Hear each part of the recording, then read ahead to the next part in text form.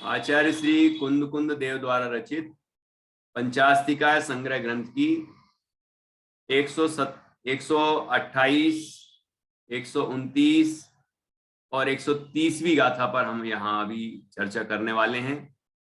इन गाथाओं में मूल पदार्थों के संयोग से किस तरह आगे अन्य पदार्थ प्रकट होते हैं, ये सब बताया गया है।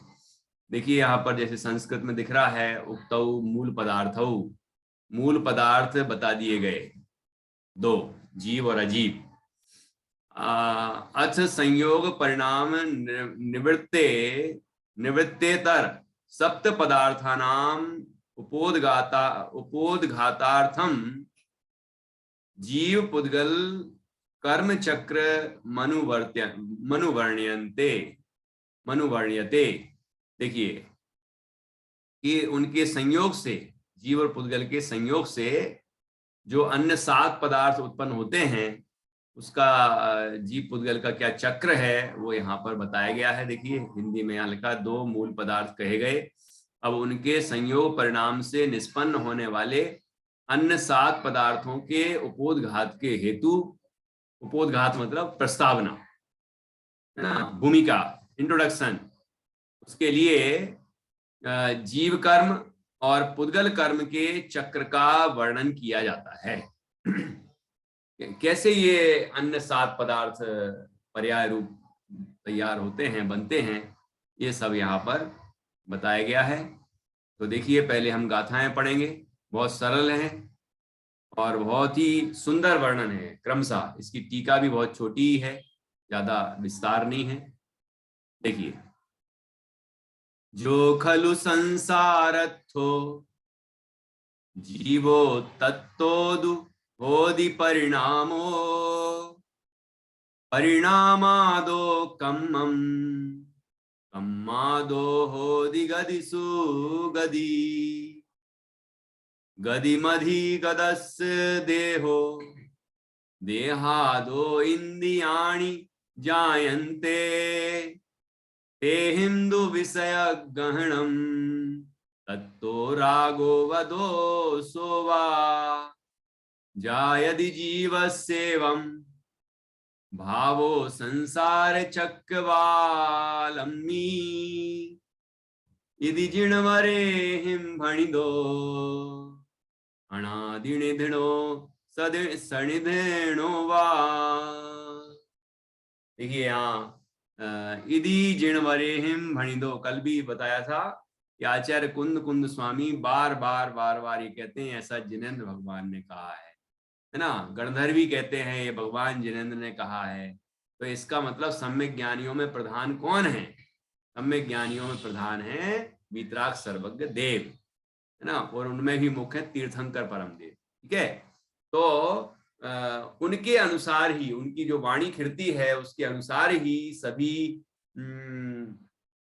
गणधर, श्रुत केवली, अन्य आचार्य, वो जो मूल संघ से जितने भी आचार्य हुए, मुनिराज हुए, ज्ञानी धर्मात्मा हुए, हमें ज्ञानी विद्वान हुए, उन सब ने उनके अनुसार ही प्रतिपादन किया है।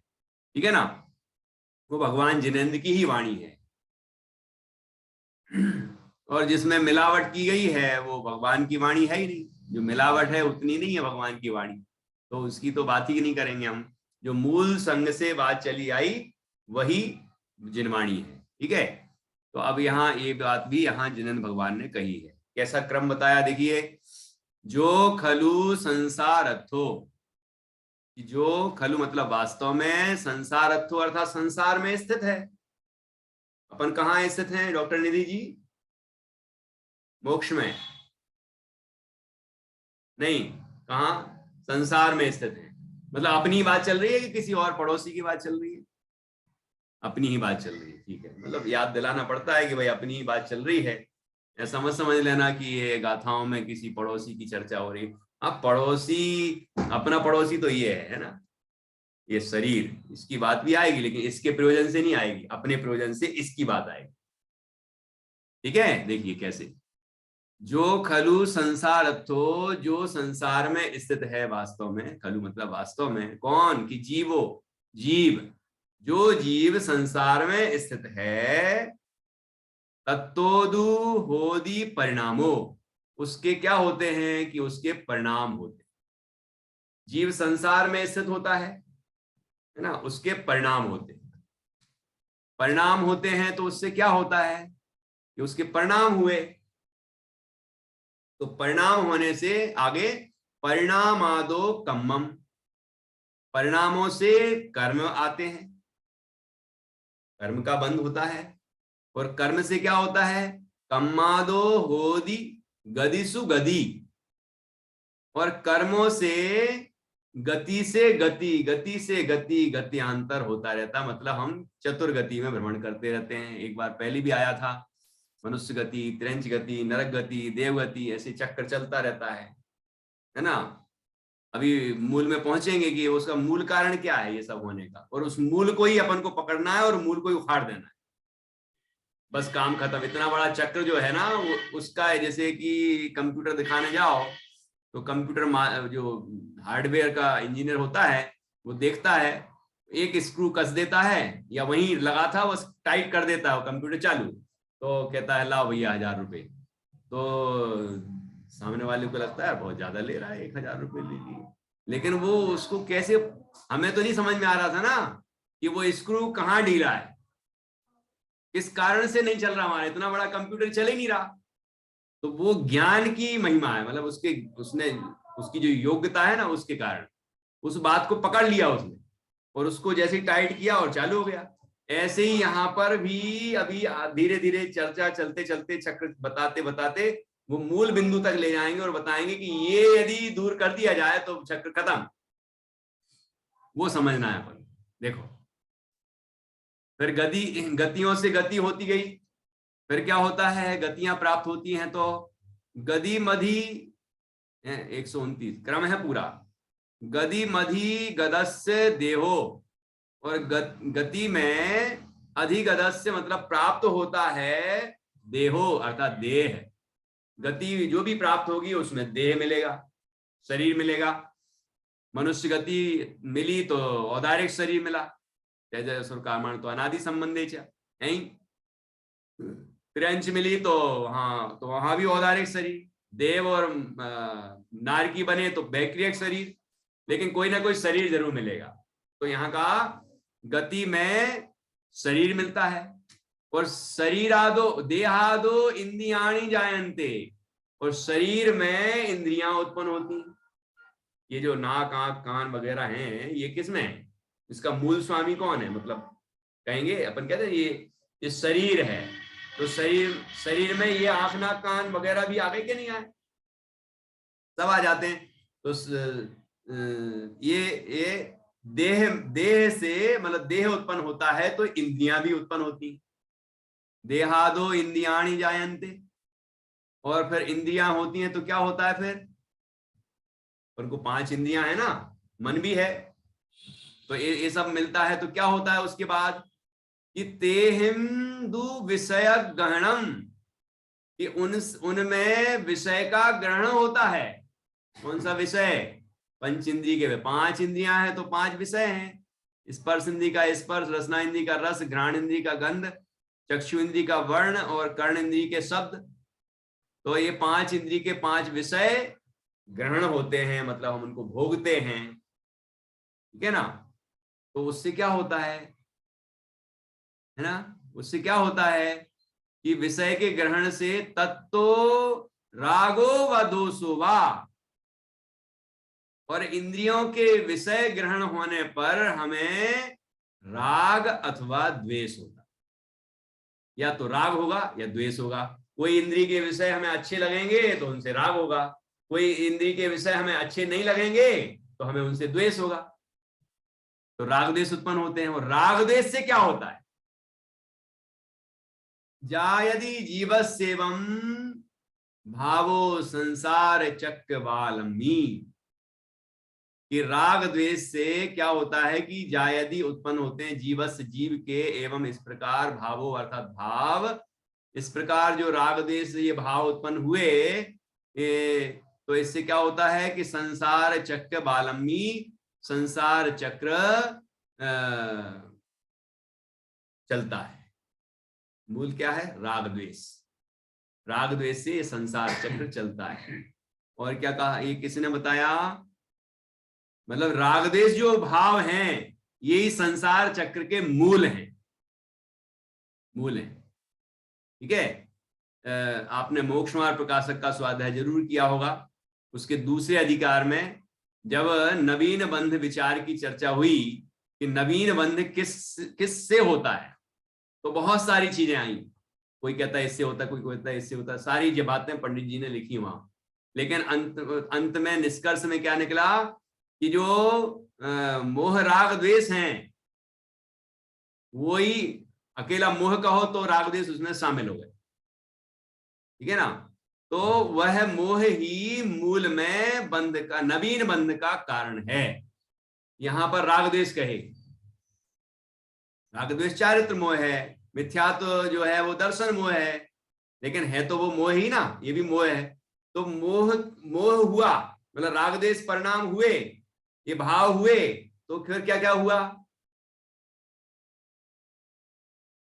ये सारा चक्र चालू चलता रहेगा। और राग द्वेष खत्म कर दें तो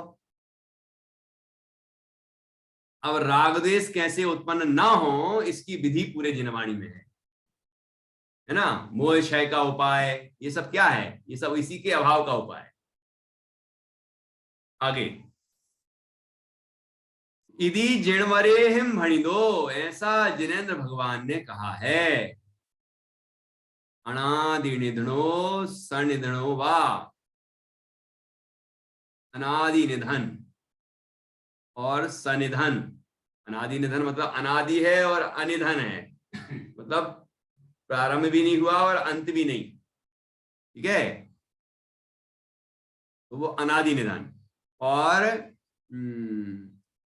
सनिधनोवा कि अनादि कि वो प्रारंभ मतलब क्या, प्रारंभ अनादि तो है लेकिन सनिधन मतलब अंत भी है उसका। तो दोनों चीजें हो गई। तो जीव के ये सब भाव जो यहां बताए गए, ये जो संसार चक्र है, ये किस तरह, दो तरह का है। एक ये कि अनादि निधन है और अनादि अनिधन है। अनादि अनादि अनिधन नहीं, निधन। सनिधन मतलब नष्ट होने वाला। अनादि तो है लेकिन अनिधन नहीं है इसके, जीव के। कौन से जीव के? कि किन्हीं जीवों के तो ये संसार चक्र अनादि निधन है। जो अभव्य हैं उनको हमेशा ये संसार चक्र चलते ही रहेगा, कभी टूटने वाला नहीं। जो दूरांदूर भव्य हैं उनमें योग्यता होने पर भी वो संसार चक्र को कभी नहीं तोड़ेंगे। ठीक है। तो सनिधन किसको, मतलब उस चक्र का अभाव किसको होगा? जो भव्य हैं, है ना, निकट भव्य हैं, दूर भव्य भी हैं, दूरांदूर नहीं होना चाहिए। तो ऐसे भव्य जीव, इनको भव्य जीव कहा जाता है मुख्य रूप से। तो ऐसे जो भव्य जीव हैं उनके संसार चक्र का अंत होने वाला है। तो अनादि है कि नहीं? कि अनादि तो सबके है, संसार चक्र अनादि तो सबके है, मतलब प्रारंभ किसी के नहीं हुआ, हमेशा ही से है, संसार में घूम रहे हैं ना अनादिकाल से। लेकिन अंत होगा किसके? कि जो भव्य जीव हैं उनके संसार चक्र का अंत होगा, और जो अभव्य हैं, है ना, ऐसे जीवों के वो संसार चक्र कभी दूर होने वाला नहीं है, वो चक्र में घूमते ही रहेंगे। तो अब अपन को किसमें शामिल होना है? निकट भव्य में कि नहीं? जल्दी से मोक्ष जाना है कि थोड़ी देर में भी चलेगा? इस भव में तो सीधा मोक्ष तो होगा नहीं, तो इस भव में मोक्ष के लिए क्या प्रयत्न करें, है ना। ऐसा ऐसा सोचना है, या ये सोचना है उस शेर ने सोचा होता है ऐसा तो भगवान महावीर नहीं बनते। शेर की पर्याय में तो कोई मोक्ष नहीं जा सकता ना। तिरंच अवस्था में, मनुष्य अवस्था में प्रश्न उठ सकता है कि पंचम काल का है कि चौथे काल का मनुष्य है, लेकिन तिरंच अवस्था में तो प्रश्न नहीं उठेगा ना, वहां तो मोक्ष होना ही नहीं है। लेकिन उस उस पशु ने ये नहीं सोचा, इतना दिमाग नहीं लगाया कि मैं अभी तो मोक्ष जा ही नहीं सकता, तो अभी काय को प्रयत्न करूं। ऐसी डेढ़ अकल नहीं लगाई उसने, डेढ़ अकल हम लगा रहे हैं। तो वो डेढ़ अकल जो है ना, उसको खत्म, उसको नदी में सिरा दो, और सही जितनी बचे ना उतनी अकल लगाना है। कितनी? कि हमें अपने मुक्त स्वरूप को अभी देखना है। ठीक है, मोक्ष पर्याय में होगा जब होगा, लेकिन मुक्त तो मैं अभी हूं। ऐसा जो मुक्त स्वरूप को देखता है उसके निश्चित रूप से मुक्ति निकट भविष्य में हो जाती है। वो प्रयत्न हमें करना है। मुक्त स्वरूप का तो अनुभव अभी हो जाएगा ना हमें। ऐसा तो है नहीं कि पंचम काल उसके लिए बाधक है, तो उसके लिए कोई बाधक नहीं है। इसलिए हम अपने को मुक्त देखें, है ना। देह से भिन्न, नोकर्म द्रव्य कर्म भाव कर्म से भिन्न अपने ज्ञान स्वरूप आत्मा का अनुभव करेंगे, तो वही तो हो गया जिसमें नो कर्म द्रव्य कर्म भाव कर्म दिखेंगे ही नहीं। दिखेंगे ही नहीं तो सिद्ध स्वरूप हो गया ना, वो सिद्ध जैसा। तो एक दिन वैसी अवस्था भी पूर्ण रूप से प्रकट हो जाएगी। लेकिन उस जीव को तो आनंद आने लगेगा ना, जो मुक्त स्वरूप देखने लगेगा। ऐसा कार्य करना है हमें। देखिए अब हम आगे बढ़ते हैं। अन्वयार्थ फिर टीका। सरल है ना, याद करना है ये चक्र, ये क्रम। जो वास्तव में संसार स्थित जीव है उससे परिणाम होता है। कौन सा परिणाम होता है? अर्थात उसे स्निग्ध परिणाम होता है, रागद्वेष। ठीक है, परिणाम से कर्म और कर्म से गतियों में गमन होता है। गति प्राप्त को देह होती है और देह से इंद्रियां होती हैं। इंद्रियों से विषय ग्रहण और विषय ग्रहण से राग द्वेष, राग अथवा द्वेष होता है। पुनः वो जहां से शुरू किया था, वो परिणाम का मतलब भी राग द्वेष है। ये चक्र ऐसा चल रहा है। फिर से राग द्वेष हुआ, तो राग द्वेष होगा तो फिर क्या होगा? फिर कर्म बंद होगा।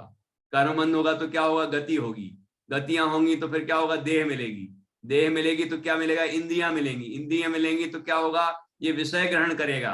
वो विषय ग्रहण होगा तो फिर क्या करेगा? उनमें राग द्वेष करेगा। और मुनिराज इंद्रिय विजय होते हैं, किसी भी इंद्रिय के विषय में राग द्वेष नहीं करते, इसलिए तो मोक्ष ले आते। तो बस वो अवस्था हमें प्राप्त करनी है ना। यहीं से तोड़ना है संसार चक्र को। देखो, ऐसे भाव संसार चक्र वाले ऐसे भाव संसार चक्र में जीव को अनादि अनंत अथवा अनादि शांत होते रहते हैं, ऐसा जिनवरों ने कहा है। ठीक है, ठीक है, ख्याल में आया? अब टीका देखिए। टीका बहुत सरल है, बहुत आसान है। ये जो अपन ने समझा है ये बात इसमें आई है। देखिए, इस श्लोक में मैं ही पढ़ देता हूं, आप तो पढ़ना है, मैं ही पढ़ देता हूं और समझाता जाता हूं, सरल है। इस लोक में संसारी जीव से अनादि बंधन रूप उपाधि के वश स्निग्ध परिणाम होता है। ये स्निग्ध परिणाम तो हमने पुद्गल में सुना था, स्निग्ध रूक्षत्वात् बंधा। तो स्निग्धता तो जिससे, स्निग्ध मतलब चिकनाई, स्निग्ध जैसे स्नेह है। स्नेह के दो अर्थ होते हैं, एक राग भी होता है और एक तेल भी होता है। अब क्या लें? चिकनाई। तो पुद्गल में चिकनाई अर्थ होगा और जीव में राग अर्थ होगा, राग द्वेष जीव के संबंध में। तो यहाँ स्निग्धता कौन से स्निग्ध परिणाम होते हैं जीव के अंदर? ये राग द्वेष के परिणाम होते हैं, जिससे कर्म चिपकता है। चिकनापन नहीं होगा तो चिपकेगा कैसे दूसरा पदार्थ, है ना। तो इस लोक में संसारी जीव से अनादि बंधन रूप उपाधि के वश, अनादि बंधन रूप उपाधि के वश मतलब आज का बंधन नहीं है ये, अनादि से है। तो अनादि बंधन के का जब उदय आता है तो उससे नए स्निग्ध परिणाम होते हैं। अनादि कर्म, द्रव्य कर्म के उदय से भाव कर्म होते हैं, है ना। स्निग्ध परिणाम मतलब राग द्वेष होते हैं, और उससे क्या होता है कि परिणाम से पुद्गल परिणामात्मक कर्म, पुद्गल परिणामात्मक कर्म का अर्थ है कि ज्ञान वर्णादि जो द्रव्य कर्म है वो, है ना। और कर्म से नरकादि गतियों में गमन, कर्म से नरकादि गतियों में गमन होता है। कर्म का उदय आता है, जब द्रव्य कर्म का उदय आता है तो नरकादि गतियों में गमन होता है। गति की प्राप्ति से देह होता है, शरीर, और देह से इंद्रियां, इंद्रियों से विषय ग्रहण। कोई इंद्रियां हो और विषय ग्रहण ना करे, ऐसा हो सकता है क्या? नहीं हो सकता, तब मना कर रहे हैं। इंद्रियां हो और विषय ग्रहण ना हो, ऐसा कैसे हो सकता है? तो भगवान जो मुनिराज हैं उनकी इंद्रियां नहीं है क्या? इंद्रियां तो हैं, लेकिन विषय ग्रहण है, उन विषय ग्रहण में राग द्वेष नहीं है, विषय ग्रहण की भावना नहीं है। विषयासा वसाती तो निरारंभो परिग्रह, विषयों की आशा से रहे थे। तो इंद्रियां होने पर भी विषयाशक्ति ना हो, ऐसा हो सकता है। बस जिसको ऐसा हो जाएगा वही आगे इस चक्र को तोड़ पाएगा। देखो, तो विषय ग्रहण से राग द्वेष, इंद्रियों से विषय ग्रहण, और विषय ग्रहण से राग द्वेष, और राग द्वेष से फिर स्निग्ध परिणाम ऊपर आया था जो, मतलब राग द्वेष से फिर से ऐसा चिकनापन आया, मतलब ऐसे इस तरह का हुआ कि नए कर्म को आकर्षित करने का भाव, वो नए कर्म आएंगे फिर उससे। तो राग द्वेष से फिर स्निग्ध परिणाम, और परिणाम से फिर पुद्गल परिणामात्मक कर्म। फिर से बता रहे हैं चक्र, फिर से चक्र बता रहे हैं टीका में। फिर से पुद्गल परिणामात्मक कर्म, कर्म से फिर नरकादि गतियों में गमन, गति की प्राप्ति से फिर देह, देह से फिर इंद्रियां, इंद्रियों से फिर विषय ग्रहण, विषय ग्रहण से फिर राग द्वेष, राग द्वेष से फिर पुनः स्निग्ध परिणाम। अब फिर से बोले क्या? अब अनादि का चक्कर है, कितनी ही बार बोल लेंगे लेकिन वो चक्कर खत्म नहीं होगा, क्योंकि अनादि में ऐसे अनंत चक्र हो चुके, अनंत। बोलते जाओ बोलते जाओ बोलते जाओ, इसीलिए आचार्य ने कहा बस ठीक है, पूर्ण विराम लगा, है ना। 2-3 बार कह दिया, अब समझ लेना कि आगे ऐसे चक्र चला आ रहा है, लेकिन किसके अनादि अनंत चलता रहेगा और किसके इस चक्र का अंत होगा वो भी बताया आगे। इस प्रकार यह अन्योन्य परस्पर कार्य कारणभूत जीव परिणामात्मक और पुद्गल परिणामात्मक कर्म जाल संसार चक्र में जीव को अनादि अनंत रूप से अथवा अनादि शांत रूप से चक्र की भांति पुनः पुनः होते रहते हैं। ये विशेष समझने की बात है। क्या कहा यहां? यह अन्योन्य मतलब परस्पर, आपस में कार्य कारणभूत, कार्य और कारण। कार्य का अर्थ क्या होता है? जो कार्य हुआ, पर्याय हुई। कारण, उसका कारण क्या है? अब कारण के 2 प्रकार हैं। कौन कौन से? डॉक्टर निधि जी बताओ, कारण कौन कौन से 2 प्रकार के होते? लघु जैन सिद्धांत। राग द्वेष। हाँ, राग द्वेष नहीं। कारण, कार्य कारण में कारण कितने प्रकार के होते हैं? निधि जी। भैया इस कॉन्टेक्स्ट में तो 2 कारण, जीव का अपना परिणाम और फिर कर्मण वर्गणाओं का कर्म रूप परिवर्तित होना, इन दोनों के मिलने से वो कार्य बनेगा। लेकिन उनके नाम क्या होंगे? संगीता जी आप बताएंगी, कारण कितने प्रकार के होते हैं? निमित्त कारण और उपादान कारण। बहुत बढ़िया, ये जानना, ये चाहता था मैं उत्तर। लघु जैन सिद्धांत प्रवेशिका में पढ़ा था ना डॉक्टर निधि जी, तो ये है वो कार्य और कारण। देखो, जीव परिणामात्मक जो कार्य है उद्गल परिणामात्मक, उद्गल परिणामात्मक, अभी दोनों ही कारण और कार्य दोनों पे आएगा यार, है ना, दोनों पर। कैसे? तो कार्य का कार्य तो एक ही तरह का होता है, कार्य मतलब पर्याय किसी वस्तु में होने वाली। अब कारण के दो भेद, निमित्त कारण और उपादान कारण।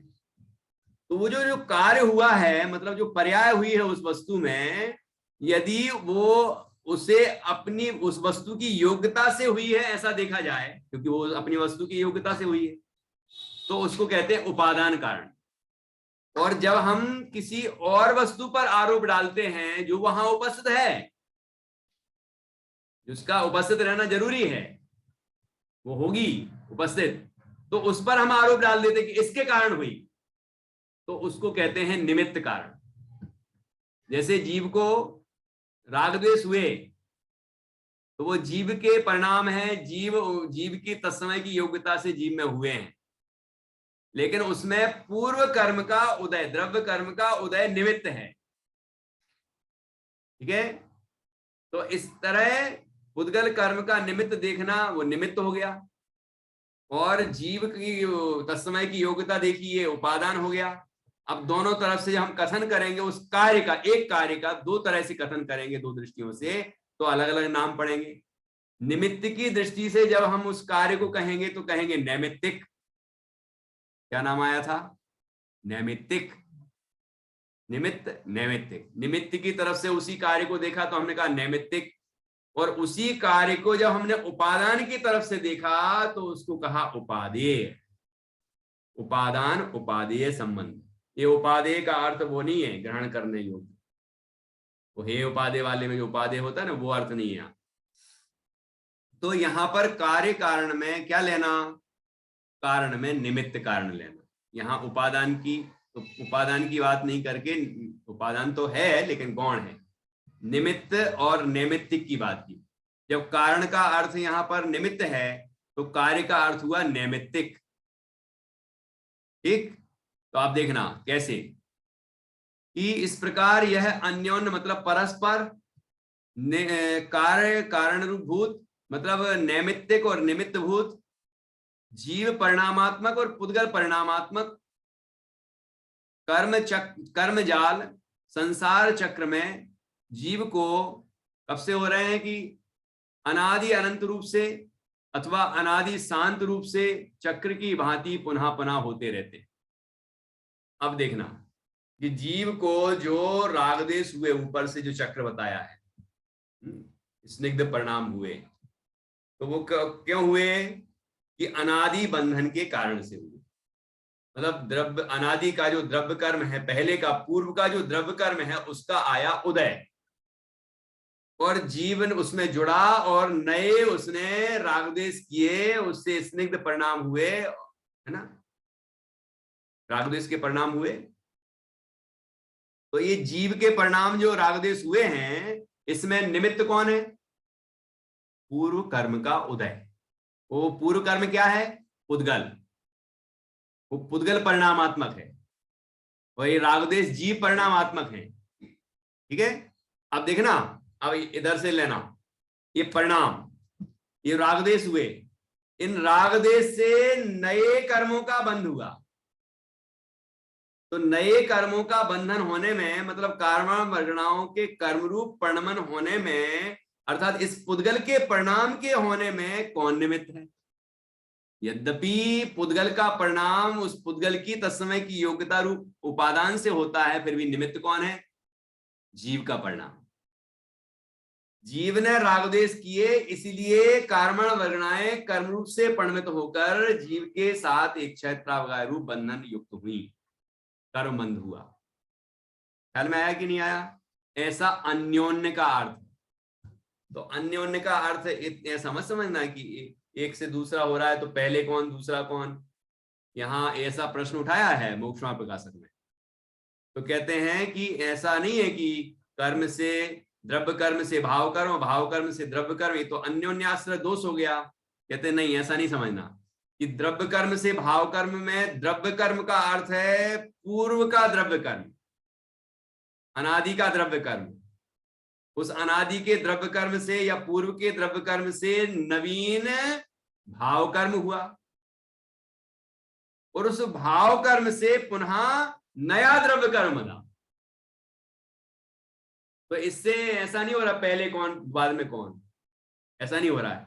पूर्व के द्रव्य कर्म से नया भाव कर्म राग द्वेष, और इस नए भाव कर्म से नया द्रव्य कर्म का आश्रय हुआ, नया द्रव्य कर्म बना। फिर उस द्रव्य कर्म से वो अब पूर्व का हो गया अगले परिणाम की अपेक्षा, उस द्रव्य कर्म के उदय से पुनः भाव कर्म, और उस भाव कर्म से पुनः द्रव्य कर्म, ऐसा चल रहा है चक्र। यहां उस चक्र में और भी डिटेल बता दी गई विस्तार कि वो कैसे कैसे कैसे प्रक्रिया घटित होती है। तो यहाँ ये कहा, इस प्रकार यह अन्योन्य कार्य कारणभूत जीव परिणामात्मक और पुद्गल परिणामात्मक कर्म जाल, ये कर्म का जाल है मकड़ी का जाल जैसे होता है, जाल है, उलझन है ना। ये संसार चक्र में, कर्म जाल संसार चक्र में, ये संसार ऐसा जाल है कि फंसे ही रहो कि अब थोड़ा ये और कर लें फिर हो जाएगा, फिर कर लेंगे, अब ये और कर लें फिर करेंगे अपना कल्याण, फिर करेंगे वेद ज्ञान, फिर करेंगे हम दया दान पूजन भक्ति आदि, फिर करेंगे वो उसके लिए तो फिर है ना, धर्म कार्यों के लिए जिससे संसार चक्र का अभाव हो। लेकिन पाप कार्यों में अभी, बाद में नहीं, अभी, पहले ये फिर बाद में वो, ये है जीव की हालत। इसीलिए संसार चक्र चलता रहता है, और ऐसे जीवों के चलता रहेगा जो इस तरह सोचते हैं, है ना। और जो जीव इन विकारों को दूर करने का प्रयत्न करेंगे और निर्विकार होने का प्रयत्न करेंगे, वो निर्विकार हो जाएंगे, सच्चा प्रयत्न करेंगे तो। ठीक है, सच्चा प्रयत्न क्या है वो भी यहां बताया गया है। तो ऐसे कर्म जाल संसार चक्र में जीव को अनादि अनंत रूप से अथवा अनादि शांत रूप से चक्र की भांति, जैसे चक्का चलता है, चक्का चलता है ना, चक्का या चक्र चलता है, सुदर्शन चक्र घूमते ही रहता है, ऐसे ये किन्हीं जीवों के तो अनादि अनंत चलता रहता है, और किन्हीं जीवों के अनादि शांत भी है, भव्य जीवों के, है ना, जिनके संसार चक्र का अभाव के मोक्ष प्राप्त होगा। तो अनादि शांत रूप से चक्र की भांति पुनः होते रहते हैं। ऐसे ये चक्र, संसार कर्म जाल, ये होता रहता है, चलता रहता है ना। ये कार्य कारण भूत रूप भाव से ऐसा होता रहता है। लेकिन अब यदि हम क्या करें कि ये चक्र टूट जाए, तो उसका उपाय क्या है? उसका उपाय है कि राग द्वेष ना हो, है ना। नए राग द्वेष नहीं होंगे तो द्रव्य कर्म नहीं बंधेगा। अब देखो चक्र में ही ये सब उपाय भी बता दिया कि जीव के यदि राग द्वेष नहीं होंगे तो स्निग्धता नहीं हुई, स्निग्धता नहीं होगी तो कर्मबंध नहीं होगा, कर्मबंध नहीं होंगे तो गतियां नहीं होंगी, गति नहीं होगी तो देह नहीं मिलेगी, देह नहीं होगी तो इंद्रियां नहीं होंगी, इंद्रियां ही नहीं होंगी तो विषय ग्रहण कैसे होगा, और विषय ग्रहण नहीं होगा तो राग द्वेष पुनः कैसे होंगे? चक्र टूट गया ना। तो मूल है राग द्वेष। तो राग द्वेष क्यों होता है? कि मोह महामद पियो अनादि भूल आपको भरमत पर, इससे होता ही, मतलब अपने को भूलकर जीव पर की ओर आकर्षित होता है तो राग द्वेष पैदा होते हैं। जब जीव पर से भिन्न अपने को देखना शुरू कर देगा तो राग द्वेष का अंत हो जाएगा, ठीक है ना। इस प्रकार यहाँ ऐसा कहा है कि पुद्गल परिणाम जिनका निमित्त है ऐसे जीव परिणाम, और जीव परिणाम जिनका निमित्त है ऐसे पुद्गल परिणाम। अब आगे कहे जाने वाले पुण्यादि 7 पदार्थों के बीज रूप अवधारणा, ये जीव और पुद्गल, जीव और अजीव की जो चर्चा की है, ये अन्य जो 7 पदार्थ हैं उनके ये मूल हैं, और अजीव में भी यहाँ पर मुख्य रूप से पुद्गल लिया है ना। तो इनके कारण से अन्य ये 7 तत्व, 7 पदार्थ और बन जाते हैं, ठीक है। जब जीव, अब आगे इसकी चर्चा कर लेंगे। एक बार पढ़ लेते हैं, बस भावार्थ में दिया है, इसको पढ़ते हैं, बाद में चर्चा करेंगे हम। और ये तो अभी पूरी चर्चा चलनी है, ठीक है। एक बार भावार्थ पढ़ लेते हैं। जीव और पुद्गल को परस्पर निमित्त नैमित्तिक रूप से परिणाम होता है। उस परिणाम के कारण पुण्य आदि पदार्थ उत्पन्न होते हैं, जिनका वर्णन अगली गाथाओं में किया जाएगा। प्रश्न: जीवादि 7 पदार्थों का प्रयोजन जीव और अजीव इन दो से ही पूरा हो जाता है, क्योंकि वे जीव और अजीव की ही पर्याय हैं। तो फिर वे 7 पदार्थ किस लिए कहे जा रहे हैं? डॉक्टर निधि जी जैसा प्रश्न है ये। फिर क्यों कह रहे हैं? जब जीव अजीव में ही वो सब शामिल हो गए, तो फिर इनकी चर्चा करना ही क्यों? देखो क्यों करना। उत्तर: भव्यों को हे तत्व और उपादेय तत्व अर्थात हेय और उपादेय तत्वों का स्वरूप तथा उनके कारण दर्शाने के हेतु उनका कथन है। दुख वह हेय तत्व है, उनका कारण संसार है। संसार का कारण आश्रय और बंध 2 हैं, अथवा विस्तार पूर्वक कहें तो पुण्य पाप आश्रय और बंध 4 है, ठीक।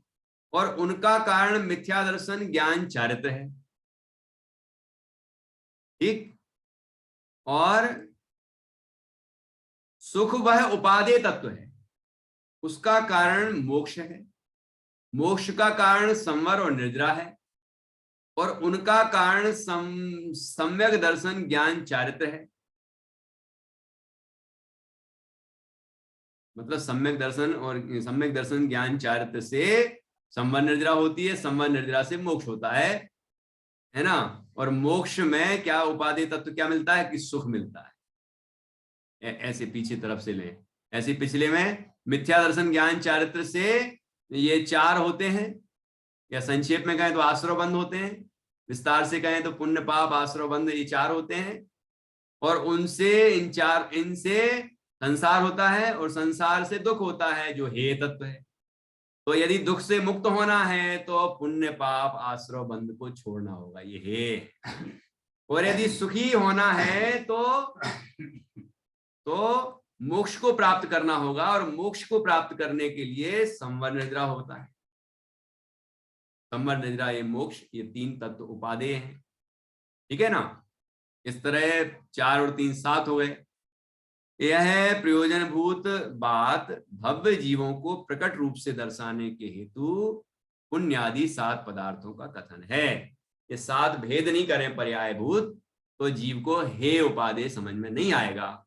इसीलिए जीव अजीव यद्यपि मूल तत्व हैं, मूल पदार्थ हैं, तथापि इनका पर्याय रूप विशेष वर्णन किया है, क्योंकि यहाँ मोक्ष का प्रयोजन है। ऐसी चर्चा वीतराग विज्ञान में भी दी गई है।